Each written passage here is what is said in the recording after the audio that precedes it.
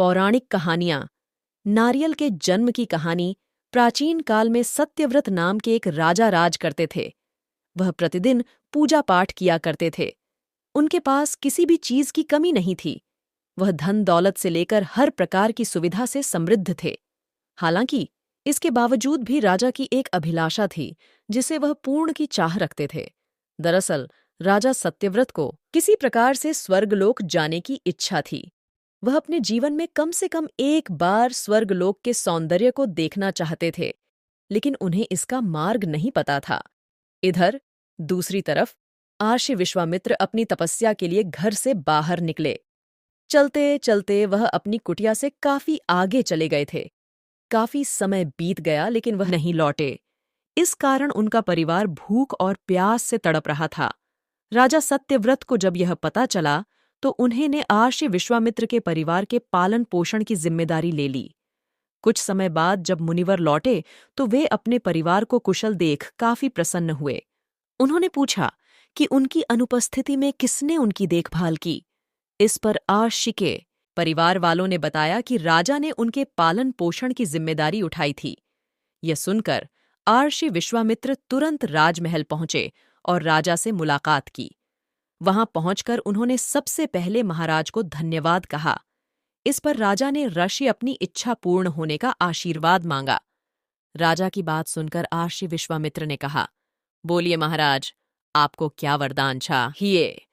तब महाराज ने कहा, हे मुनि, मुझे एक बार स्वर्गलोक के दर्शन करने हैं। कृपया करके मुझे वहां जाने का वरदान दें। राजा की प्रार्थना सुनकर आर्षि विश्वामित्र ने एक ऐसा रास्ता बनाया जो स्वर्गलोक की ओर जाता था। यह देख राजा सत्यव्रत बहुत खुश हुए। वह तुरंत उस रास्ते पर चल पड़े और स्वर्गलोक पहुंच गए। यहां पहुंचते ही इंद्रदेव ने उन्हें नीचे धक्का दे दिया, जिसके कारण वो सीधे धरती पर जा गिरे। राजा ने सत्यव्रत ने तुरंत सारी घटना आर्षि विश्वामित्र बताई। राज की बात सुनकर आर्षि विश्वामित्र गुस्से से आग बबूला हो उठे। उन्होंने तुरंत सभी देवताओं से इस बारे में बात की और इस समस्या का हल निकाला, जिसके बाद राजा के लिए एक नया स्वर्गलोक बनाया गया। नए स्वर्गलोक को पृथ्वी और देवताओं के स्वर्गलोक के बीचों बीच स्थापित किया गया था, ताकि किसी को परेशानी न हो। नए स्वर्गलोक से राजा सत्यव्रत तो बहुत खुश हुए, लेकिन विश्वामित्र को एक चिंता लगातार सता रही थी। उन्हें डर था कि नया स्वर्गलोक कहीं जोरदार हवा के कारण गिर न पड़े। अगर ऐसा होगा तो राजा सत्यव्रत दोबारा से धरती पर जा गिरेंगे। काफी सोच विचार के बाद आर्षि विश्वामित्र को एक उपाय सूझा। उन्होंने नए स्वर्गलोक के नीचे एक बहुत लंबा खंभा लगा दिया ताकि उसे सहारा मिल सके।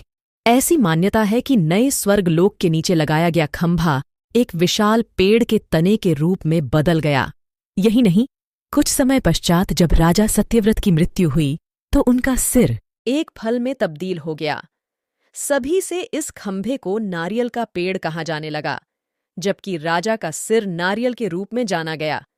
यही कारण है कि नारियल का पेड़ इतना लंबा होता है। कहानी से सीख। इस कहानी से हमें यह सीख मिलती है कि अगर सच्चे मन से किसी की मदद करे तो हमारी हर ख्वाहिश पूरी हो सकती है।